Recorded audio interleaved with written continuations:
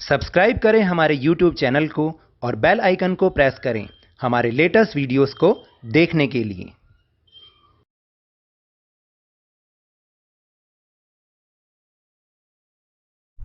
Hello and welcome to Lovneesh sir की क्लास। आज की ये शिक्षा निदेशालय राष्ट्रीय राजधानी क्षेत्र दिल्ली की वर्कशीट नंबर G13 यानी कि जेनरिक 13, और यह कक्षा 7वीं और 8वीं के विद्यार्थियों के लिए है और यह ली गई है हिंदी जेनरिक विषय से।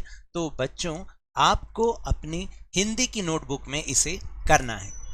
तो चलिए जल्दी से शुरुआत करते हैं और समझने की कोशिश करते हैं कि आखिर इस वर्कशीट में क्या दिया हुआ है।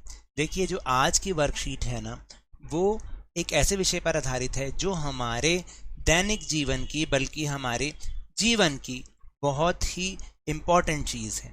शायद बिना उसके हम रह ही नहीं पाएंगे, और वो है भोजन। भोजन, देखिए, भोजन के बिना कोई व्यक्ति जिंदा नहीं रह पाता है। तो आज की वर्कशीट उसी के बारे में। तो चलिए देखते हैं एक बार। सभी जीवधारियों को भोजन की आवश्यकता होती है, यानी जितने भी जीवधारी हैं, चाहे वो पशु हैं, चाहे पक्षी हैं, चाहे इंसान हैं, पेड़ पौधे, सभी को भोजन की तो जरूरत होती है। अधिकांश भोज्य पदार्थ हमें कृषि, बागवानी एवं पशुपालन से प्राप्त होते हैं। भोजन की आवश्यकता पूरी करने के लिए अन्न तथा अन्य कृषि उत्पादों की आवश्यकता होती है। देखिए, भोजन की आवश्यकता कैसे पूरी होती है कि हमें अन्न मिले या जो दूसरे कृषि उत्पाद हैं वो मिले, और ये जो भोज्य पदार्थ हैं ज़्यादातर हमें खेती बाड़ी से, बागवानी करने से भी मिलते हैं और पशुपालन से भी मिलते हैं। ये पदार्थ किसान खेती करके प्रदान करता है। भारत की अधिकांश जनता की मुख्य आय का साधन कृषि ही है। देखिए, हम आज भी यही समझते हैं और पढ़ते हैं कि भारत एक कृषि प्रधान देश है। तो यहाँ की जनता की जो मुख्य आय है उसका साधन भी कृषि है। भारत में कृषि उत्पादन मानसून पर निर्भर करता है। देखिए, हालांकि बहुत अच्छे सिंचाई के साधन हो चुके हैं, लेकिन फिर भी कहीं ना कहीं आज भी हम बारिश का इंतज़ार करते हैं। जो हमारे देश के किसान हैं वो बारिश का इंतज़ार करते हैं।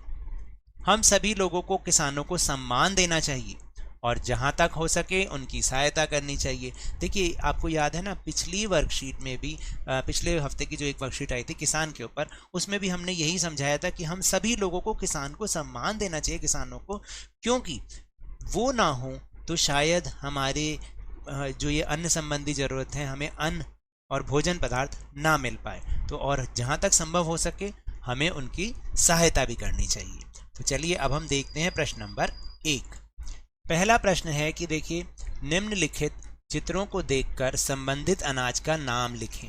तो यहाँ पर कुछ आपके सहायता के लिए बाजरा, जौ, चना और मक्का नाम है। अब आपको चित्र देख के इसका पता लगाना है कि कौन सा अनाज है। ये बताइए कौन सा होता है जी? ये होता है मक्का। फिर ये जो ऐसा होता है, ये देखिए ना, इस तरह से इसकी फलियां होती हैं। तो फलियां क्या मतलब, जैसे ये फली जैसी ही शेप है, और ये होता है बाजरा। फिर ये तो आपने देखे होंगे, ये हैं जौ और ये चना। तो इस तरीके से हमें यहाँ पर इनकी तस्वीर देख के इनका केवल नाम लिखना है, इनका चित्र बनाने की हमें कोई ज़रूरत नहीं है। फिर है प्रश्न नंबर 2।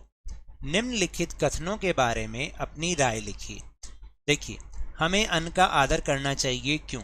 अब आप बताओ, आपको भी तो पता है ना कि हमें अन्न का या भोजन का आदर करना चाहिए। आपको घर में भी यही सिखाते हैं आपके माता पिता। क्यों करना चाहिए? देखिए, अन्न का हमेशा सम्मान करना चाहिए, क्योंकि अन्न से ही हमें जीवन जीने की ऊर्जा मिलती है।